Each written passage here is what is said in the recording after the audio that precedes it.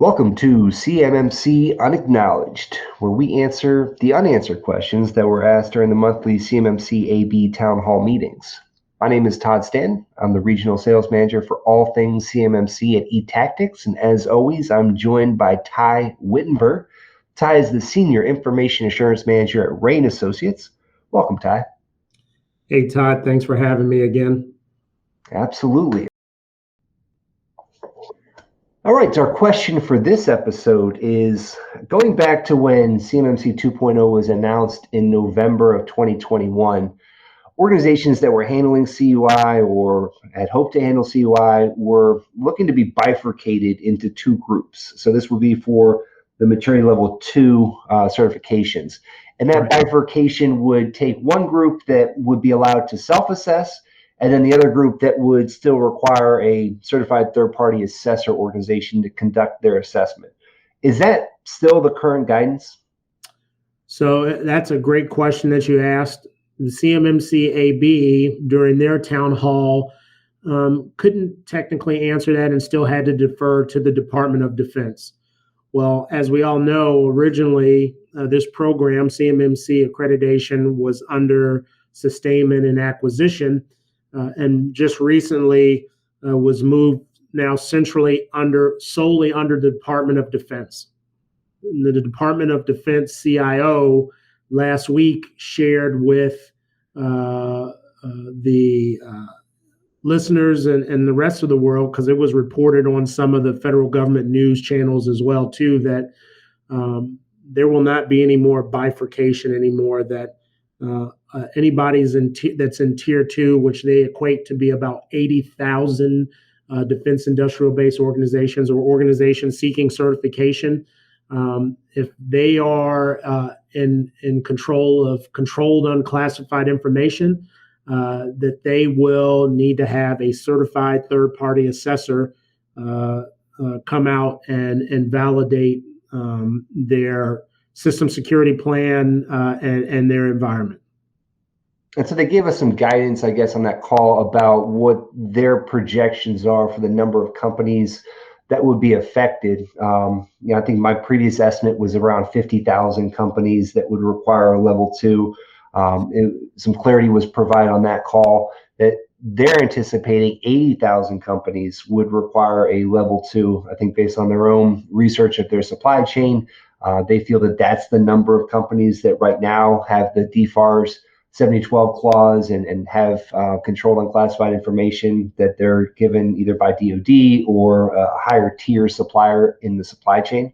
I guess bifurcation, great new word for my vocabulary, and I guess still exists somewhat if you look at it from the respect of level 1, was bifurcated into self-assessment, right? Level 2 now still requires the C3PAO assessment. And I guess the figures on level 1, they looked at the DIB as a whole of 220,000 companies. So they segmented out the 80,000 that would require level 2, which leaves around 140,000 companies at level 1 that would just have access to federal contract information. And I think they acknowledged that they would like to, have better insight into the cybersecurity practices within those 140,000 companies, but given the limitations that we've talked about with the assessor part of the ecosystem, if we had to focus on something, it was going to be those companies that have the more sensitive, controlled, and classified information.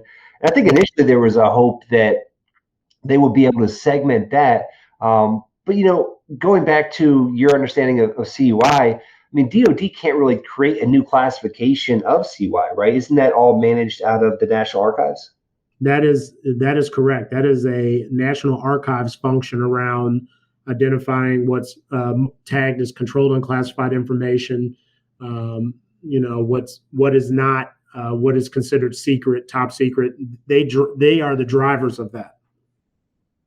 So I think DoD's hope was, well, we can set some criticality level to say if it's CUI related to Army issue boots, that's going to not be as critical as CUI related to the latest generation of stealth fighters. And I think they probably realized that that's either harder than they had initially thought or not even possible, given that those categories of CUI are really managed out of NARA and not DoD. Correct. The DoD is able to identify what's considered part of the national security. And I don't want to, you gave a boots example, but if there was an issue or something unique about the boots that we were designing for our troops to help protect them in some particular way, that very well could become information that other state actors, other nation states will want to know. I'm no geopolitical analyst expert here, but everything that initiated and kicked off all this stuff has been, the cloning of Humvees, the cloning of jets by other nation states that, mimic the technology that we put in place. The stuff that you've seen in the news around engineers trying to sell secrets. So, the safeguarding of that information is critical to our national defense. I don't know who determines that criticality so much other than the archives in the Department of Defense, along with, the different heads of the armed forces. But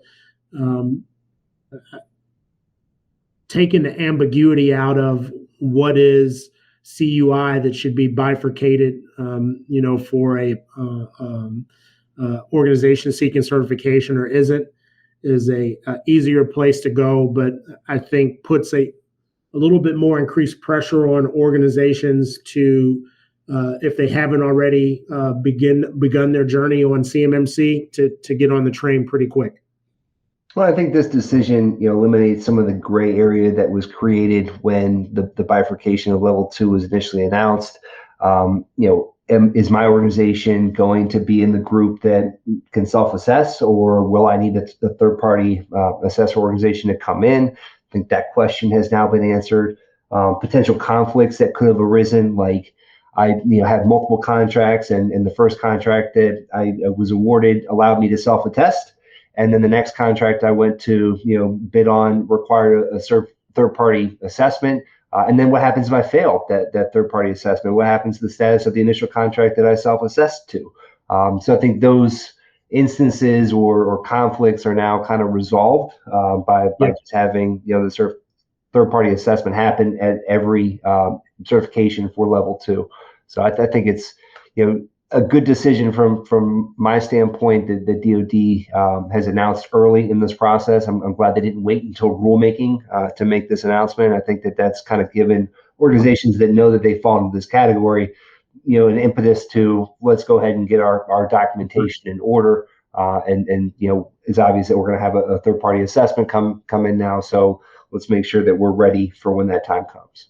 It's definitely some clear marching orders, so if you didn't watch it and you're an organization that's listening to this, now is the time for you to take your information security, physical security around how you safeguard, control, and classified information very seriously, and start, moving down that path of maturation. Well, once again, Ty, I appreciate your commentary around the question, and thank you for your time. Thank you for having me. I appreciate it.